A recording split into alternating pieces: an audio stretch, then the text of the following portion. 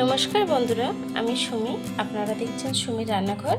আজকে ডিম ছাড়াই কিন্তু এই চাউমিন রান্না করেছি, শুধুই সবজি দিয়ে। বাচ্চাদের কিন্তু খাওয়ানো খুবই ভালো, হেলদি চাউমিন রেসিপিটা দেখতে গেলে ফুল ভিডিওটা দেখবেন। ফুল ভিডিওটা দেখার অনুরোধ রইল।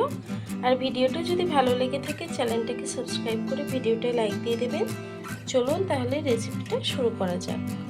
চাউমিনটা রান্না করার জন্য আমি আগে চাউমিনটাকে সিদ্ধ করে নেব। দিয়ে দেবো জল।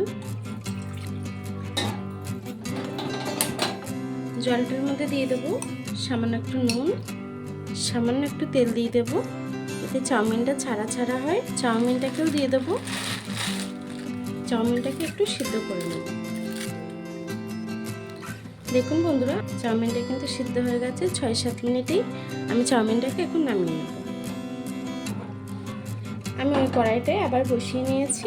কড়াইটা গরম হয়ে গেছে, আমি তেল দিয়ে দেবো। তেলটা গরম হয়ে গেছে, দিয়ে দেবো কাঁচা লঙ্কা কুচি, রসুন আর আদা কুচি দিয়ে দেবো। এগুলোকে হালকা একটু ভেজে নেব। আদা রসুনটা কিন্তু ভাজা হয়ে গেছে।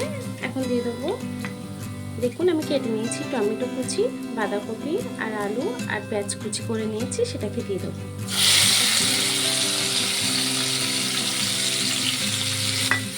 সব কিছুকে একসঙ্গে একটু ভালো করে ভেজে নেব। এখন সবজির মধ্যে দিয়ে দেবো 1 চামচ নুন, দিয়ে দেবো সামান্য একটু গোলমরিচের গুঁড়ো, দিয়ে দেবো একটু হলুদ গুঁড়ো। সবজিটাকে সুন্দর করে একটু ভেজে নেব।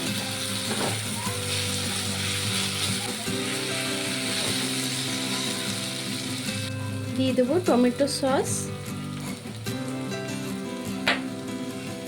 সসটাকে দিয়ে একটু মিশিয়ে নেব। দেখুন বন্ধুরা, আমার সবজিটা কিন্তু খুব ভালোভাবে সিদ্ধ হয়ে গেছে। এখন দিয়ে দেবো চাউমিন। আমি চাউমিনটাকে দিয়ে দেবো। চাউমিনটাকে দিয়ে সুন্দর করে মিক্স করে নেবো সবজির সাথে। 1-1.5 মিনিট রান্না করে নেবো। দেখুন বন্ধুরা, আমার চাউমিনটা হয়ে গেছে। এখন চাউমিনটাকে আমি নামিয়ে নেব।